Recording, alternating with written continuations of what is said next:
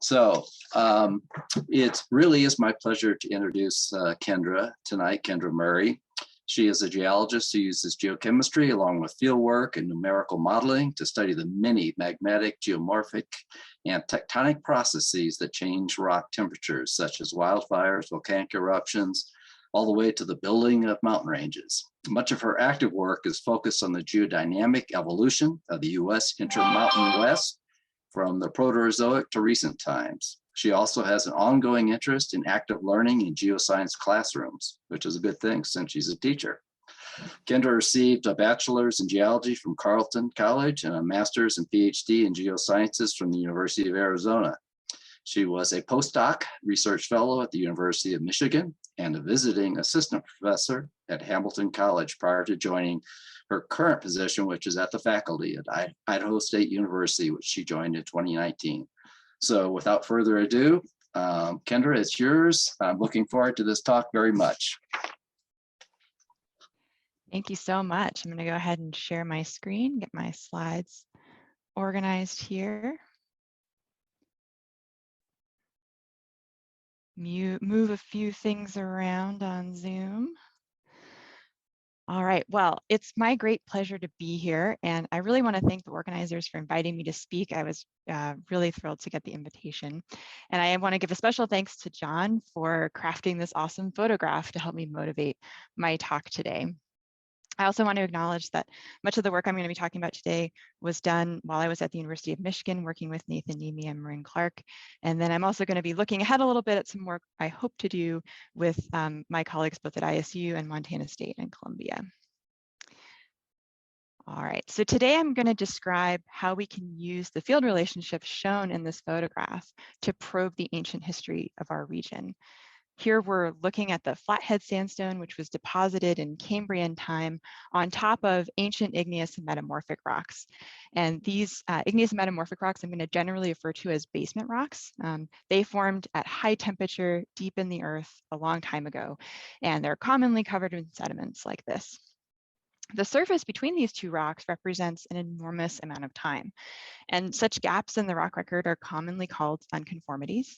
This particular relationship, where we have Cambrian sediments sitting on top of basement rocks that are much, much older, is observed not only in our part of North America, but across the continent and indeed on every continent on Earth. And because it represents such a profound gap in time and is found so commonly on the Earth, we call this feature the Great Unconformity. One of the most famous exposures of the Great Unconformity is in the Grand Canyon. You'll see on this diagram that the time here, it's not quite as big of a gap in time as we have in the Tetons. It's only at most about 1,200 million years. But remember, multicellular life has only existed on the Earth for 600 million years. So just the amount of time that we're talking about here is truly immense. In this diagram, you can see there are a bunch of these red squiggly lines. And this is showing us that actually unconformities are really common in the Grand Canyon section. There's a lot of time missing here in different places. And indeed, in the rock record, this kind of missing time is very common basically everywhere that you look. We can visualize this missing time in a diagram like this on the right side of my screen here, where the colors indicate the time periods in Earth's history where there is a rock record in the Grand Canyon, whereas the black areas are the time that's not represented in the rock record. And we don't know what was happening during this time because we don't have rocks that tell us about what was happening in this part of the world at this time. For hundreds of years, geologists have understood that most of Earth's history is just not preserved in the rock record. The rock record is very incomplete.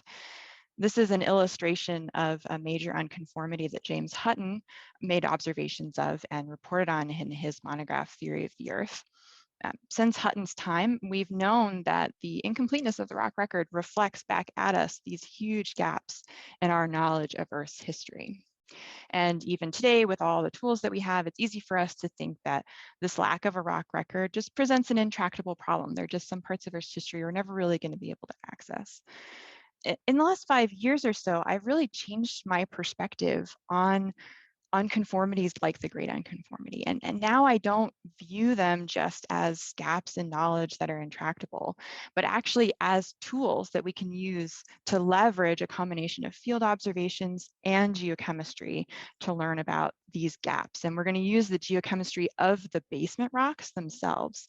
These are the rocks that experienced all of this missing time, and they contain an archive of what happened if we know where to look for it. So I hope to convince you today that we now have the ability to start accessing parts of this archive. To do this, we're going to travel to Colorado's Front Range, which is a part of the Laramide province, just like the Teton Range. And the Laramide province is this region of North America that experienced mountain building between about 80 and 45 million years ago. You can see in this diagram on the left side of my slide that these ranges are bounded by major faults, and they tend to be cored by big exposures of these basement rocks. So the Wind River Range in Wyoming is one of the classic examples of one of these. One of the persistent questions about the Laramide province is why mountains were built in this part of North America at this time. Because at this time, kind of like today, the plate boundary was located very far away to the west. And normally it's at the plate boundaries where we expect mountain building to occur. And so we're curious about why the Laramide province kind of is where it is. One of the prevailing hypotheses about this is that this pattern of mountain building, the spatial pattern, actually reflects or maps out an ancient continental rift system. Specifically, the rifting of the supercontinent Rodinia. So Rodinia was the supercontinent that existed before Pangaea, and it was rifting apart kind of in several phases over about 300 million years at the end of the Proterozoic, during a time that we call the Neoproterozoic. This is one of several possible reconstructions. For the purposes of my talk today, we're not really all that interested in where Australia and Antarctica were relative to North America. But I do want to point out here is the future Laramide province. The evidence that we have for rifting is contained within a bunch of sedimentary basins that are bounded by faults that are mapped out in purple here. And then also I'm going to be referring to North America in the deep past as Laurentia. If we take a cross section through the Wyoming part of the Laramide province, we can get maybe a better sense of the idea of this hypothesis for the origin of the Laramide. All right, so we have a cross section here, and what you can see is today we have our modern mountain ranges like the Wind Rivers, for example, and they're bounded by these high angle faults. The proposal, the hypothesis, is that these faults have their origins as faults that formed during Proterozoic time as a result of the stretching of the crust that accommodated the breakup of the supercontinent. And then they were reactivated more recently, perhaps several times since the Proterozoic, and then contributed to building the topography that we know and love today. So this is a geologically compelling idea. It makes sense that once you break a rock and you create a plane of weakness, that you'll just kind of activate that structure rather than breaking a whole new fault somewhere else. But it turns out that this is a very difficult idea to test with the geologic record. And the main reason for this is that if you're calling upon reactivation of these structures over and over again, you are calling upon processes that overprint and remove the evidence of the earlier geologic history of these structures. This idea of reactivation is sometimes called inversion tectonics, but it's by its nature is kind of difficult to study because it doesn't leave a lot of evidence in the rock record. The solution to this problem that I'm going to show you today is that events and processes in the deep past leave a temperature imprint on the basement rocks that experience this reactivation history. And this is a temperature history that we can retrieve using the types of data that I'm going to show you today. Right, so today we're going to look at some data that support the idea that the Front Range, which is the largest of the Laramide ranges, has its origins as a Neoproterozoic rift basin. The reason that we can do this is kind of twofold. One is the importance of unconformity relationships. The Great Unconformity is present in the Front Range, and it tells us that our basement rocks were in the near surface at multiple times in the past. And this turns out to be very important. The other thing is that in the last decade or so, our ability to interpret the geochemistry that I'm going to describe to you in these really ancient rocks has blossomed. And we now have the ability to see into the Proterozoic in ways that we didn't have before. So the methods that I'm going to be describing today are, broadly speaking, geochronologic methods. And so geochronology is the way that we use the natural decay of radioactive isotopes in minerals as a clock to tell time. The type of geochronology that I do is called thermochronology. And as the name suggests, it tells us about the temperature and the time history of rocks. If we can document the timing and rate of processes that change rock temperatures using these tools, we can then think about things like burial and exhumation in the past. The systems that I am an expert in are considered low temperature thermochronometers. Kind of depends on your perspective. But the systems that I use are sensitive to changes in rock temperature up to about 300 or 350 degrees C, so in the upper part of the Earth's crust. We can use changes in rock temperature to tell us things about burial or erosion because of the geothermal gradient, the fact that it gets warmer as you go down in the Earth. So for example, this is a schematic cross-section through the upper part of the Earth's crust over some horizontal distance. And the colors here indicate how the temperature changes with depth when it's in equilibrium with some periodic topography imposed on the Earth's surface. So when rocks are buried, they heat up. And when they're exhumed, and by that I mean when they move towards the Earth's surface, either because of erosion or perhaps along a fault, they cool off. The particular type of thermochronology that we're going to spend time with today is called uranium, thorium, helium thermochronology. So uranium and thorium are the elements that decay. They are the parent isotopes. And helium is the daughter product of that decay. Now, some of you might be familiar with a radioisotope system where uranium decays to lead, and the uranium-helium system is directly related to this. And this is because when uranium decays to lead, it actually experiences a whole series of intermediate decays with intermediate parent and daughter products. And when an alpha decay occurs, an alpha particle is emitted, and this is 2 protons and 2 neutrons. Ernest Rutherford named this an alpha particle back in the day.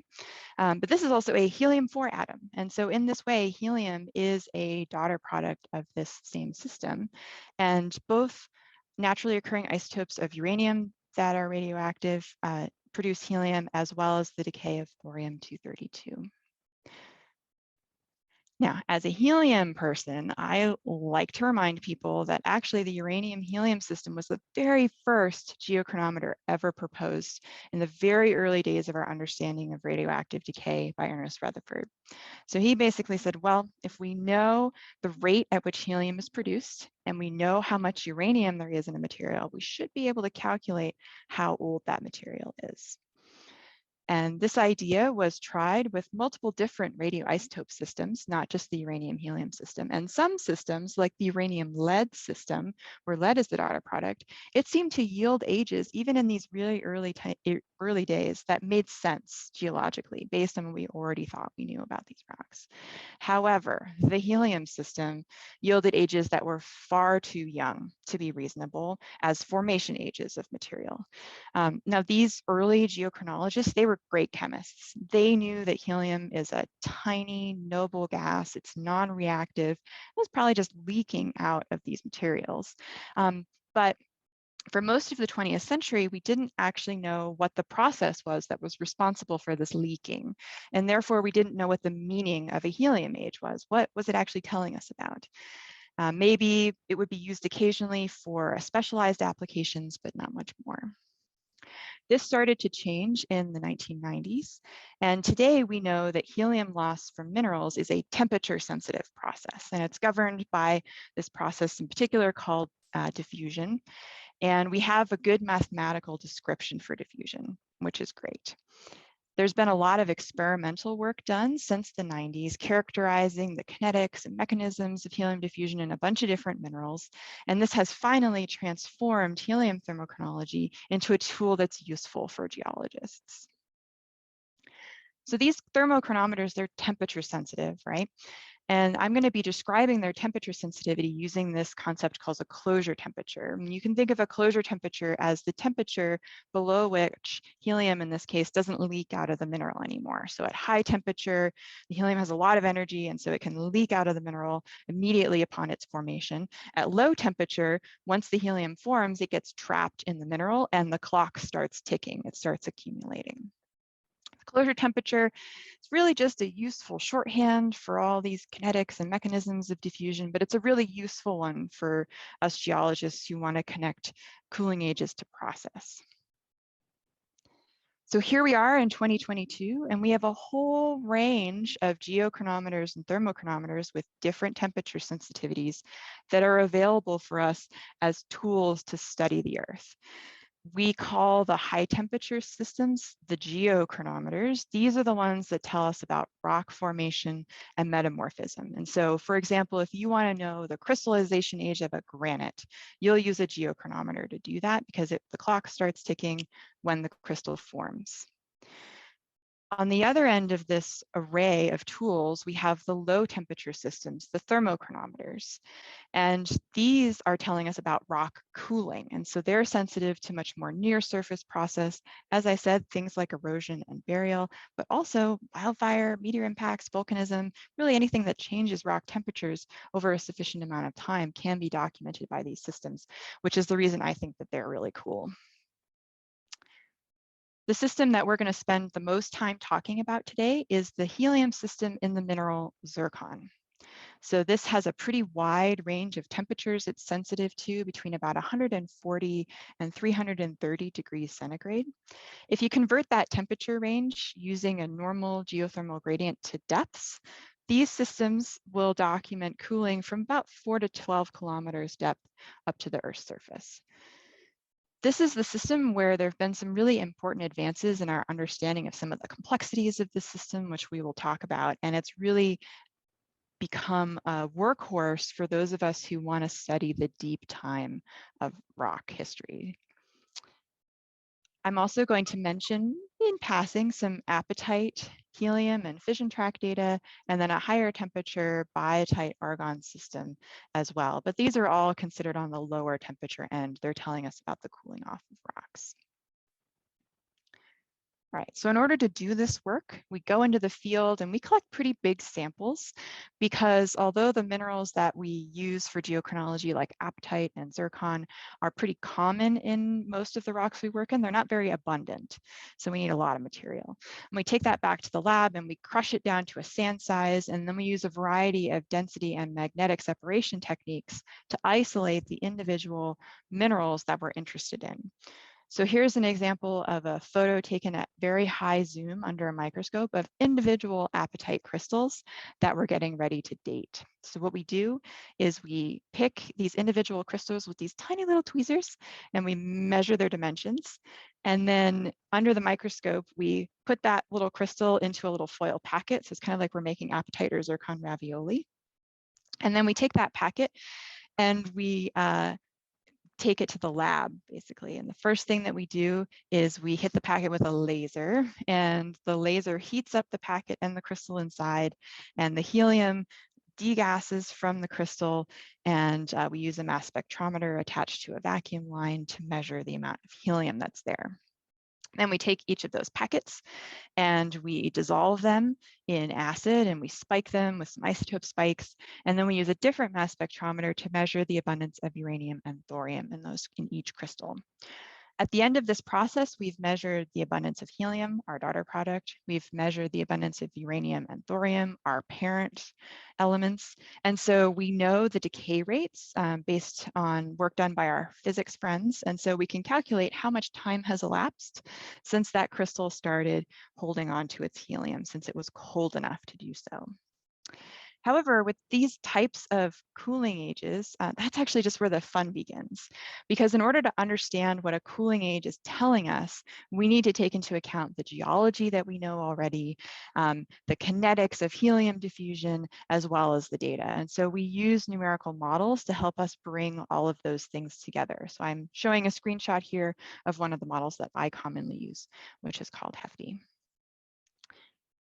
All right, so let's talk about some geology. We're going to use thermochronology today to document the deep time history of some basement rocks in the Front Range, as I said. There's been quite a bit of previous thermochronology that's been done in the Front Range. A lot of this has focused on the laramide history of this mountain range, kind of the most recent tectonic event here. This map that I have on my slide is showing a simplified bedrock map, showing there's a lot of Proterozoic, igneous, and metamorphic rocks here. Some work has also been done using these rocks as kind of a natural laboratory to think about how these helium thermochronometers behave in really old rocks. Today, we're going to explicitly target the Neoproterozoic history of these rocks. And since I've started to do this work, other people have also been working on these rocks, and there's some interesting studies that have come out of the Pikes Peak area down here. I'm not going to talk about those explicitly today, but I'd be happy to take questions if anyone's familiar with these studies and would like to know a little bit more about how they compare to mine. All right, so let's go ahead and zoom into the study area. We went to the Front Range just outside of Boulder, Colorado, shown here. And we collected several sample transects. So we have one up near the Continental Divide at high elevation, which I'm going to call the range interior samples. And then another transect of samples taken at much lower elevation down near the front of the range, which I'm going to call the range front samples. The Great Unconformity is present here. So you can see right close to the range front. And here we have Permian rocks that are deposited on the Great Unconformity locally. All right, so I'm going to show you some data now. And what I'm going to do first is show you data plotted on an elevation versus crystal age plot. And so we sampled over about 2.5 kilometers of elevation in this study. And so our range interior samples are at high elevation, our range front samples are at low elevation. Right now, I'm plotting all the individual apatite crystals that we dated from this study. And you can see that all of them have pretty uniform helium ages, right around 54 million years, plus or minus 7. And so these thermochronometers are telling us about the most recent part of the history here, the laramide. So the recent cooling related to the formation of the Front Range as we know it today. Next, I'm going to overlay our zircon helium data. And I'm going to just do it for the range interior first. So here are those individual crystal ages. You'll notice that those ages, they're older than the apatite helium ages. And this is what we expect based on the relative temperature sensitivity of these two systems. The zircon helium system, it closes at higher temperature. And so if our rock is approaching the Earth's surface, the clock is going to start ticking in that system first. And so the ages are going to be older than the apatite helium system.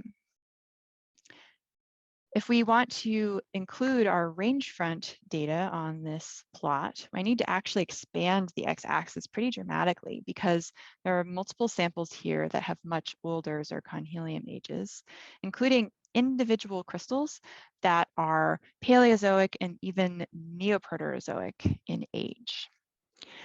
So what I'm going to do next is I'm going to tell you why it's possible that individual crystals from the same sample, the same piece of rock, it's about the size of your fist, that all have the same thermal history, can have such radically different ages. You know, how can crystals with the same history have Neoproterozoic age and a Cretaceous age at the same time?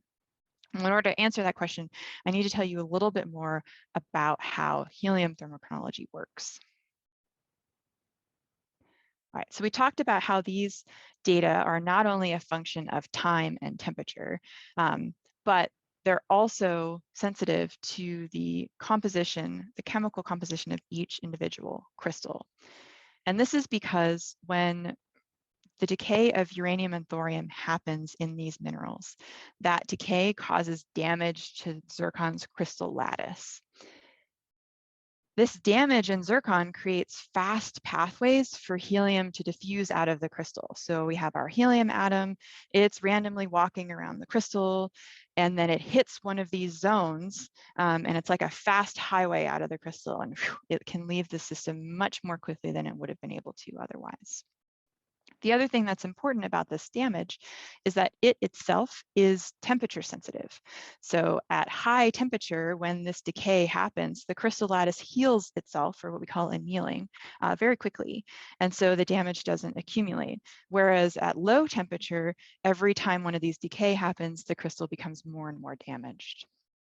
In our current models of how this works, the rocks need to get above about 240 degrees C to completely heal radiation damage on geologic timescales. So the result of this complexity to the system is that we have a coevolution of radiation damage and helium diffusion in the mineral zircon. The more damaged a crystal is, the less helium it can hold on to, and therefore the younger the age is that we measure. We have an empirical model for how this works. It's based on some very meticulous laboratory experiments.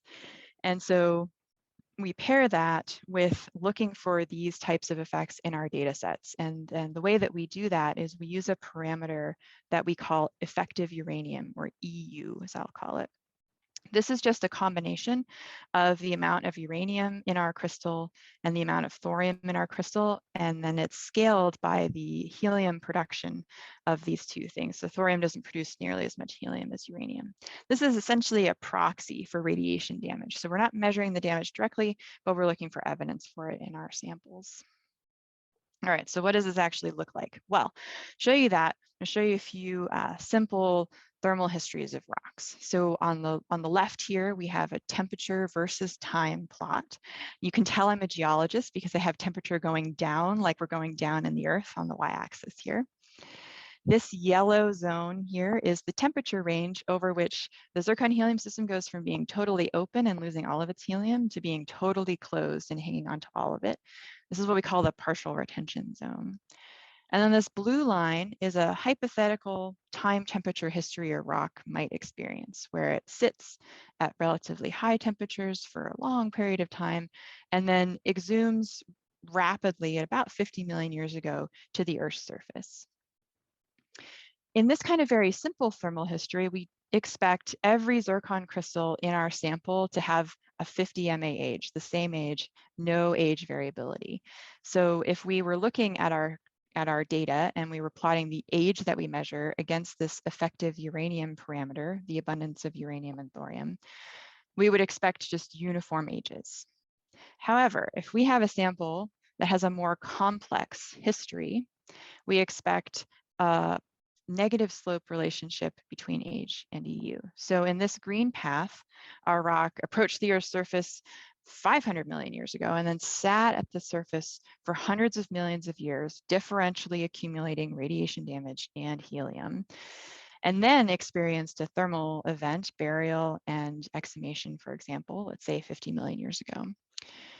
And we get this extreme amount of age variability in the same sample as a result. So our grains that have a lot of uranium and thorium in them, they're really damaged and they can't hold on to their helium very well. And so they have young ages that at face value are telling us about this cooling event around 50 million years ago.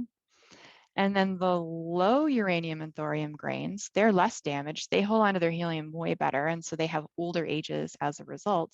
And at face value, these ages are telling us about this much earlier history. And so in this way, when you have a sample that has a wide range of ages and it has a trend like this, we get really excited because what it means is we have a much more sensitive chronometer. There are far fewer specific histories that can give us really young ages and really old ages in the same sample. So our ability to take what appear to be very complicated data sets and interpret them geologically. This is what has transformed our ability to measure the thermal history of ancient rocks with complicated histories.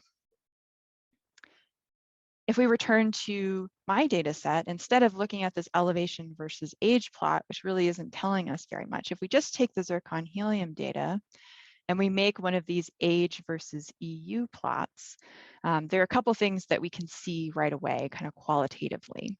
So the first is that there's a beautiful negative slope relationship between age and EU here. And this, at least at face value, is consistent with our model for how this works. We also see that there's some spatial variability. So samples in the range front and in the range interior, in the red and the blue respectively, have different trends over the same compositions, which suggests that these samples probably have histories that are different than each other that we can resolve using these data. And then finally, we have a bunch of old ages, right? Ages that predate the laramide by a lot. And so this suggests that these data as a whole might offer us new information about the pre-laramide, the much earlier history of these rocks. So what I just described is kind of a first pass at what might be going on here. But the next thing that we do is we actually want to do a quantitative test of whether our understanding of these systems seems to make sense. And so we're going to use a thermal history model to do that. All right, so whenever you use a model like this, you always want to have some solid questions or hypotheses that you're testing. In this case, generally what we're trying to do is we're asking what thermal histories could produce the observed trend that we have in our data.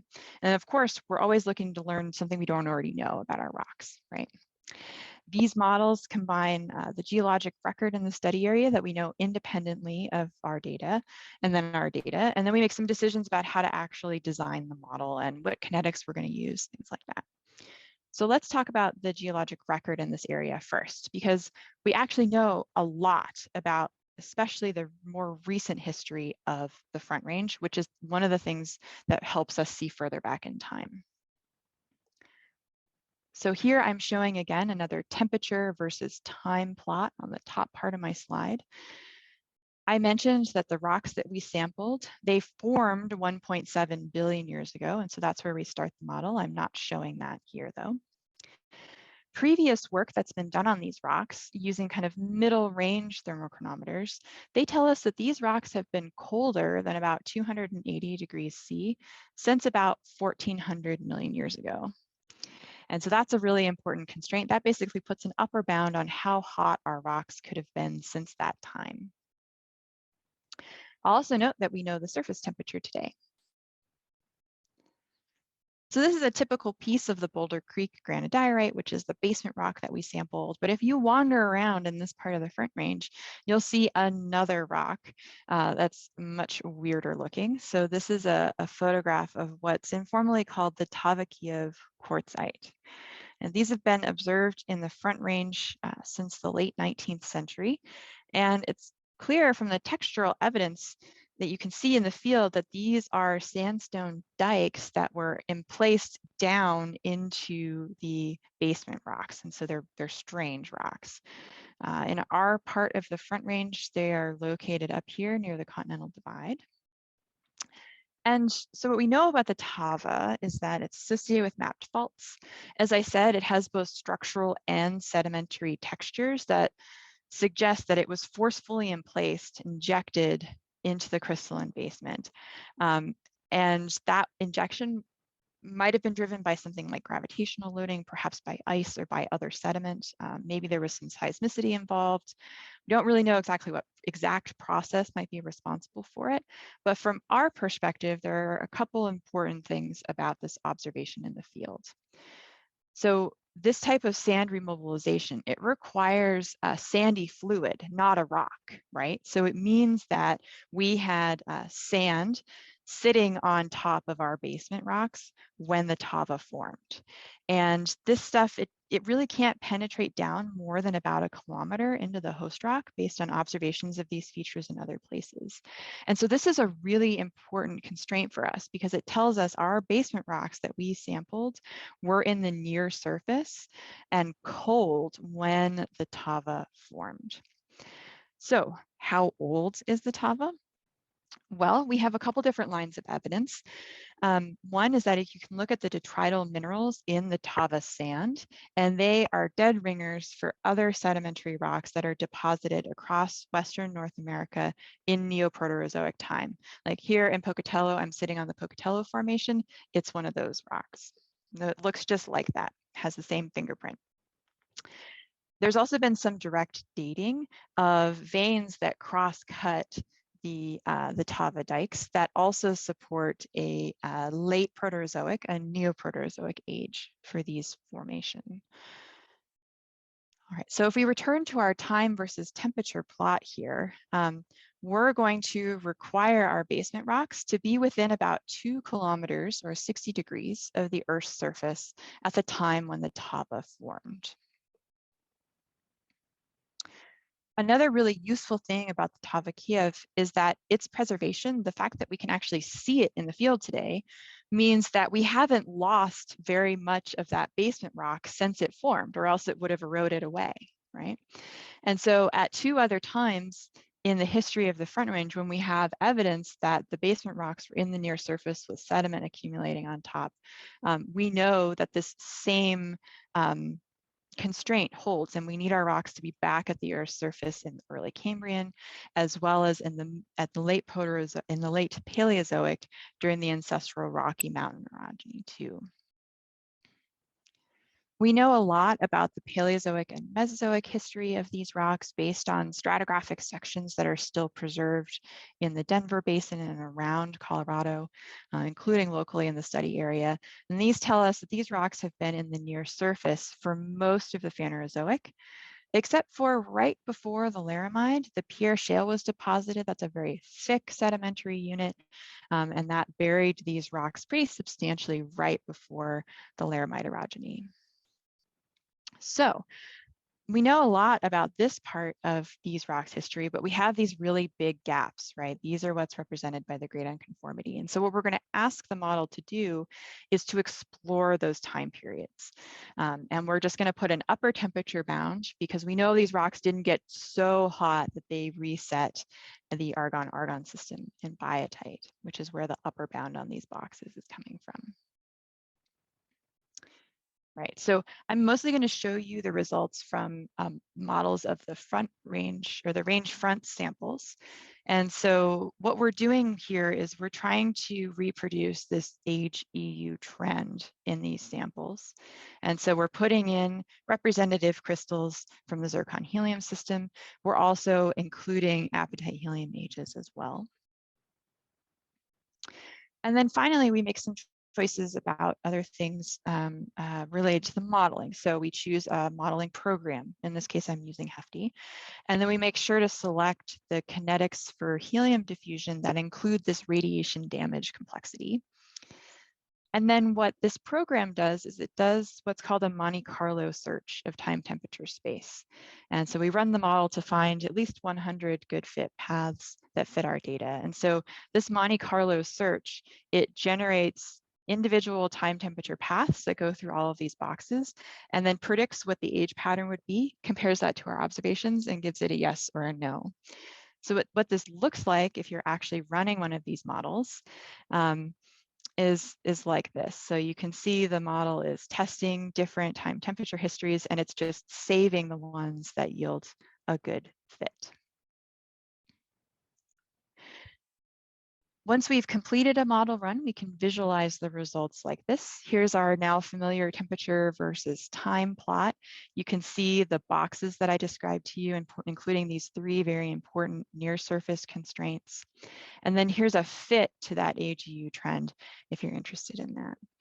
So the thing that I'm most excited about in this model result is what's happening here in the late Neoproterozoic. It appears that this model, the combination of the geology and the data, require a heating event at this time, a pretty significant one actually.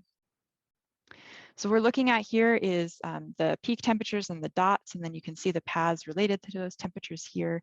They peak at about 230 to 285 degrees C. And this heating event is happening in the late Neoproterozoic, so after the Tava formed, but prior to deposition on the Great Unconformity during the Cambrian time.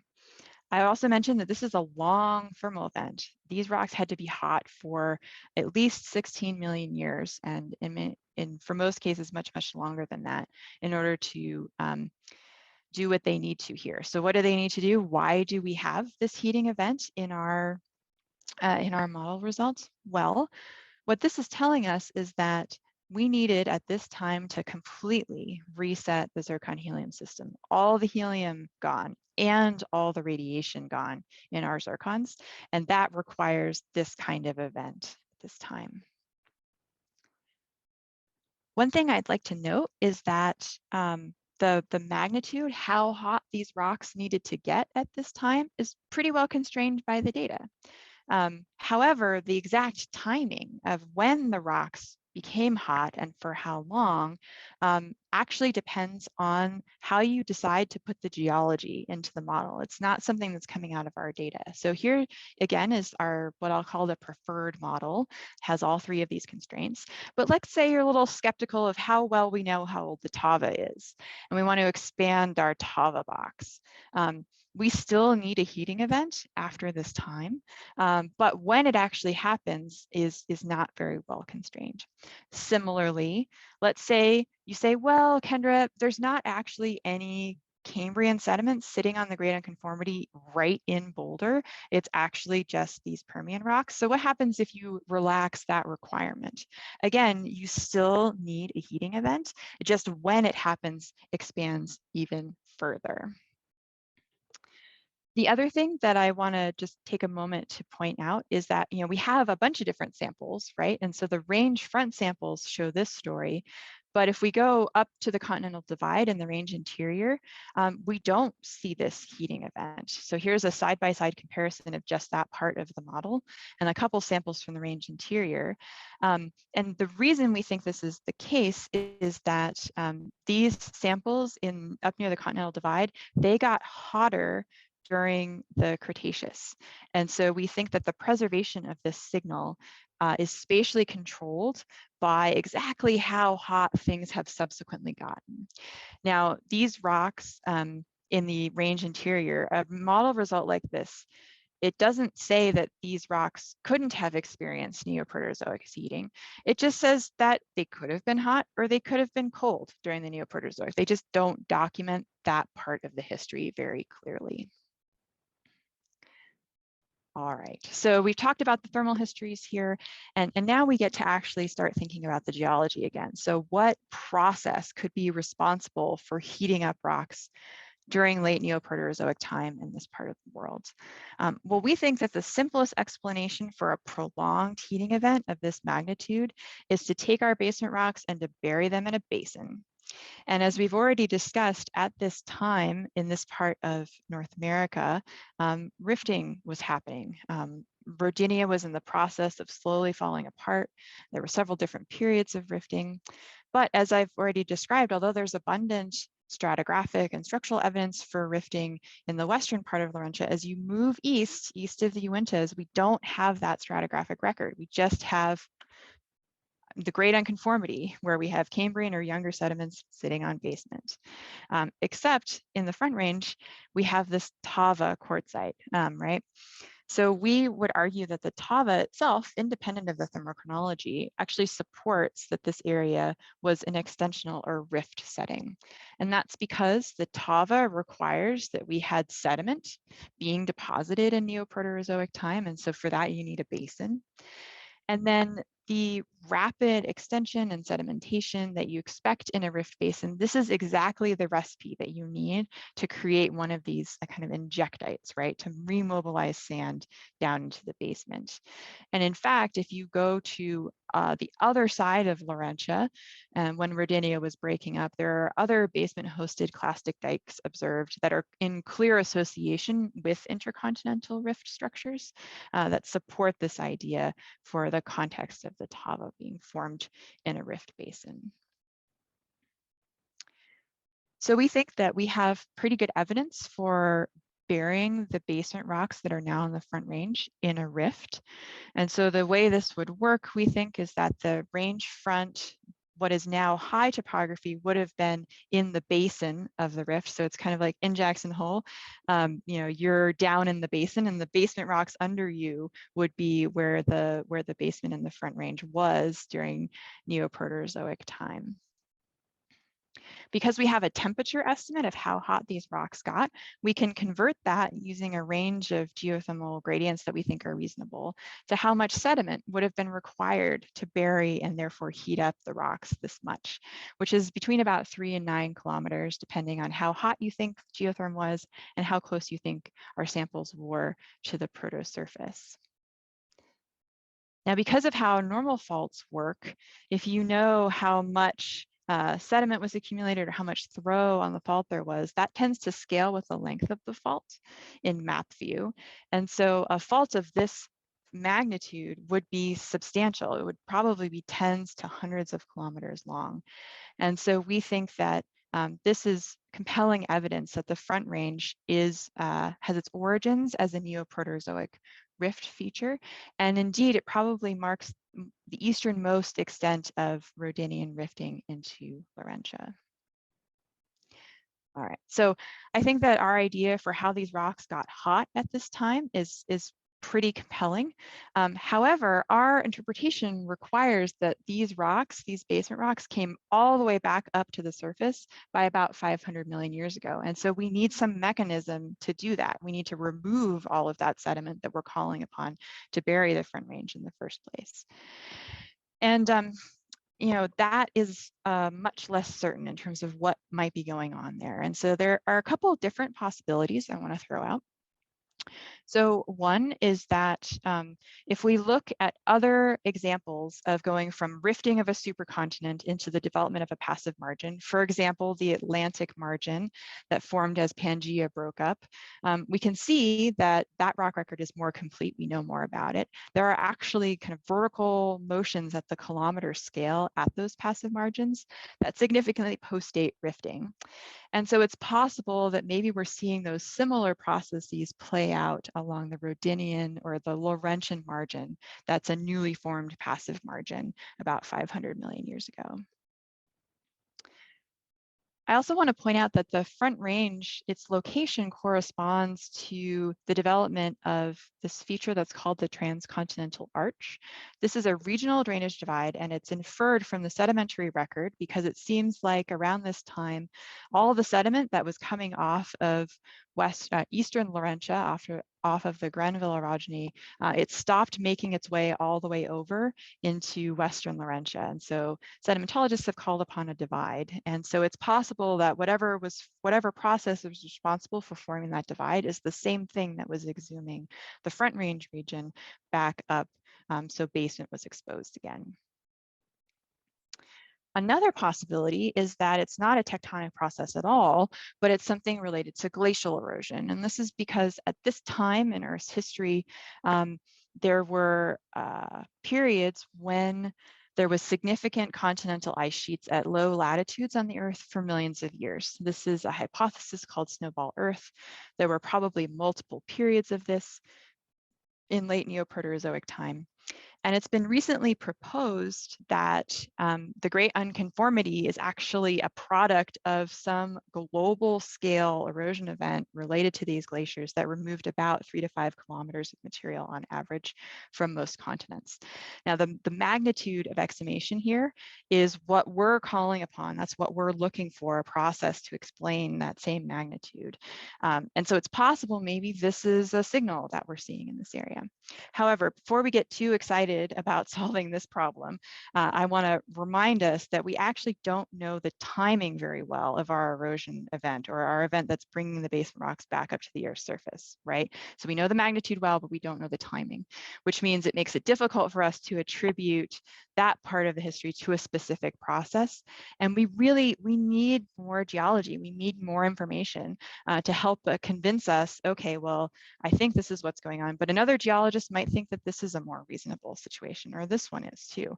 And so before we make some definitive statements about what might be happening after this heating event, we need more information.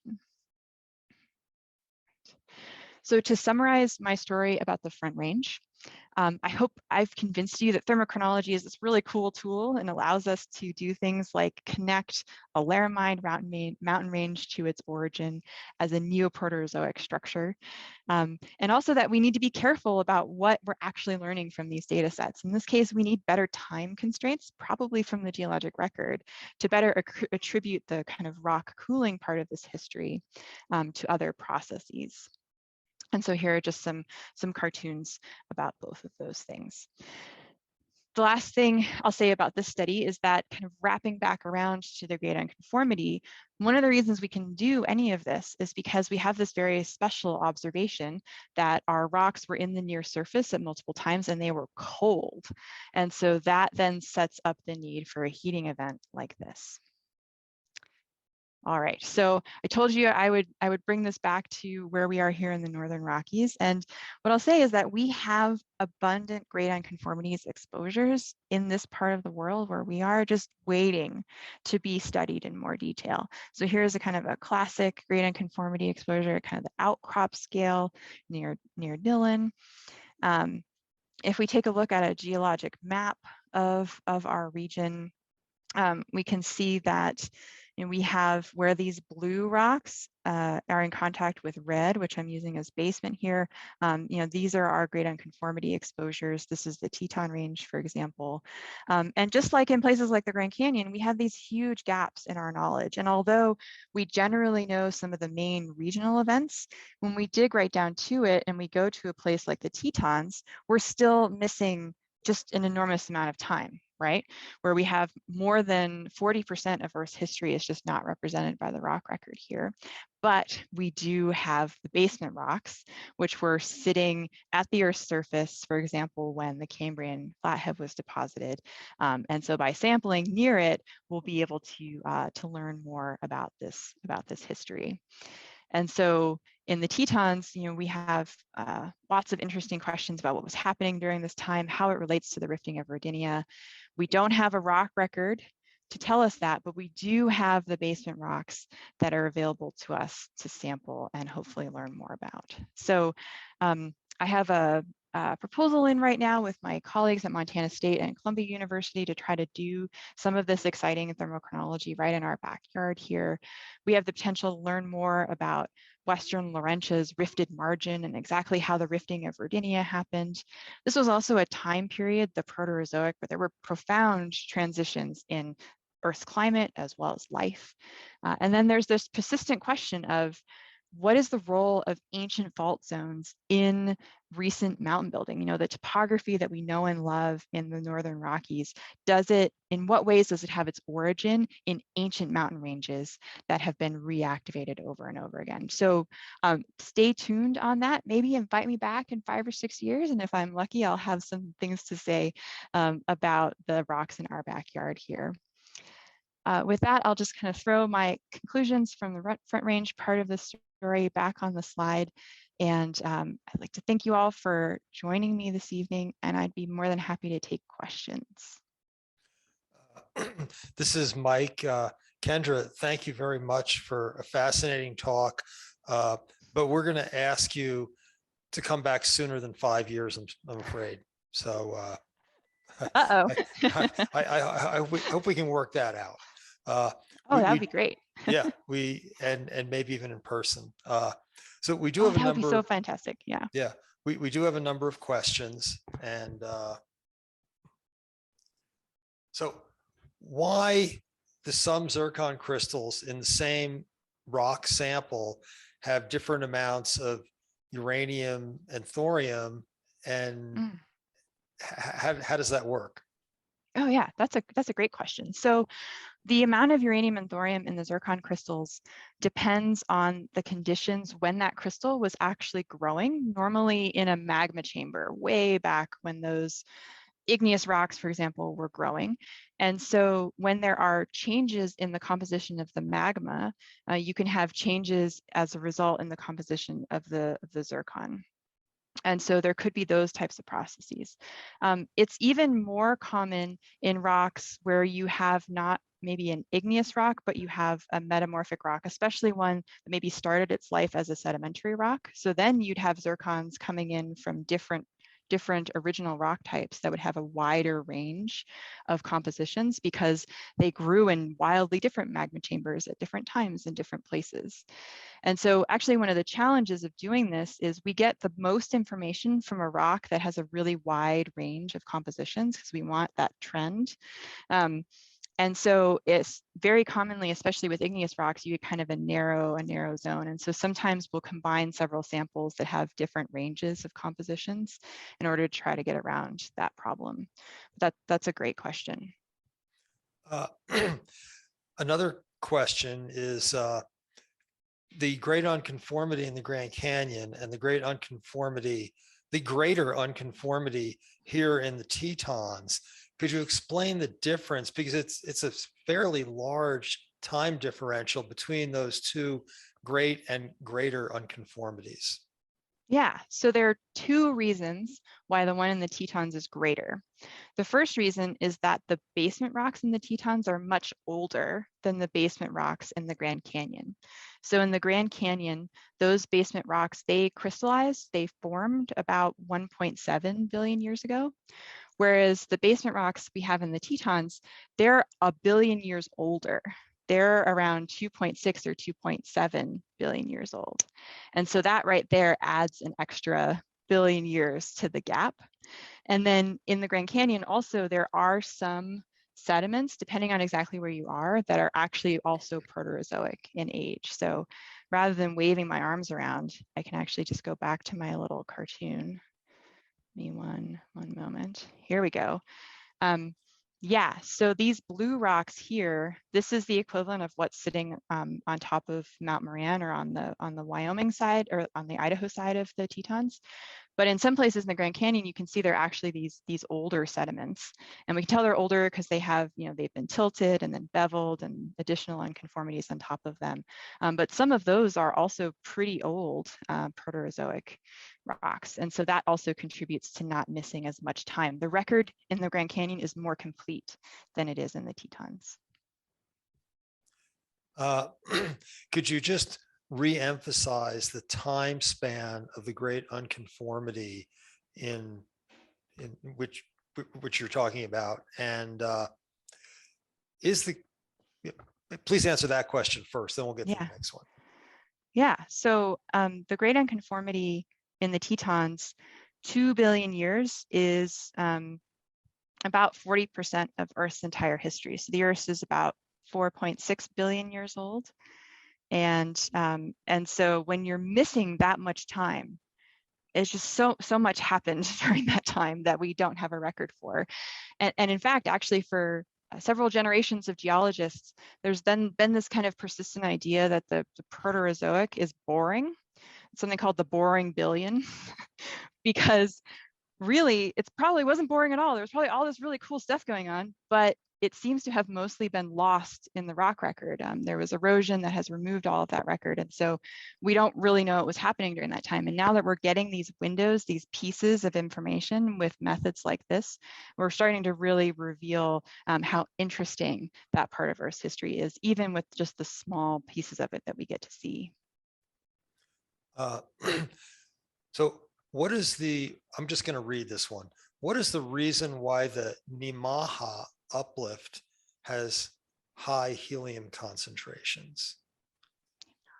And that's NEMAHA, because I may not be pronouncing it correctly. Yeah, so I'm not familiar with that uplift, but there are a couple of reasons why we could have high helium concentrations in rocks that I could talk about, and perhaps this would help. So helium helium-4, which is the helium isotope that I study, is the product of radioactive decay. It's that alpha particle.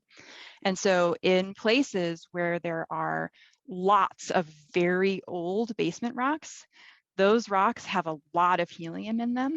And so if you go to those places, there's actually a lot of helium just kind of coming out of the rocks. And once it comes out of the minerals, it goes into the atmosphere, and I think even out into space. Like, it doesn't really stick around.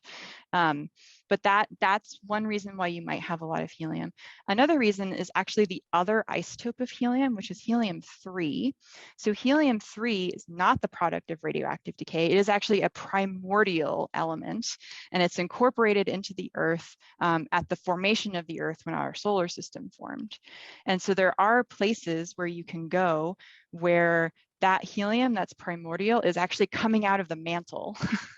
And you can measure it. And so we'll look at the ratio between helium-3 and helium-4 in places like Yellowstone to try to fingerprint where we're actually getting material coming from deep in the mantle. And so that's, not related to this type of helium work, but it's another application of making measurements of helium in Earth materials. Excellent answer. So just to sort of review and confirm, the global unconformity, this huge unconformity, is a global event that you see not just in Western North America. And that would seem to tie in very well with the snowball Earth hypothesis as a means of creating this unconformity. In other words, removing a couple 100 million years of rock, which is only a part of the unconformity, but still it provides part of the answer. Is that a good interpretation? So I'd say that's one interpretation. I think that the Great Unconformity has been this kind of persistent puzzle for a long time. And as I said, a source of consternation amongst geologists that we don't have more of a record. And then this paper that came out a few years ago by Brian Keller and all, who suggested that, maybe the Great Unconformity actually represents an event, a global event. That is a pretty new idea, and that is one idea. However, I would say there are groups of people pushing back pretty hard on that idea, that you just have so much time to work with that there are all kinds of things that could be happening over the billion years or 2 billion years that are missing here. In some places, it could be the lack of a rock record. In other places, it could be erosion moving things around. Some people also think that actually this breakup of the supercontinent Rodinia might be the event that triggered a lot of erosion across and kind of making the Great Unconformity what it is. And so I think this is an area of active debate right now. And there are people like me generating these data sets in various places and then arguing about, is it climate or is it tectonics? Like, which of these things, or maybe it's a combination of both, which is usually the answer, right? So I think my answer at this point is stay tuned. I think we're about to learn a lot about this over the next decade or so, as a lot of us wrestle with these complicated data sets and how to best interpret them and what they can tell us about this period in Earth's history. But I think, the observation is that we're missing a lot of time, and it could be related to a single event. That's kind of a nice kind of satisfying way to think about it. But it could also, because we have so much time to work with, be tectonics here and a glacier over here, and other things kind of together making one unconformity in the end. So it would seem like the Great Unconformity is long enough that it could actually be associated with perhaps 2 supercontinent or Pangea Rodinia type Columbia events. Is that correct? Yeah, I'm trying to remember going even further back. There are the further back we go, the harder it is for us to pinpoint the supercontinents, because they just get all dismembered and moved around.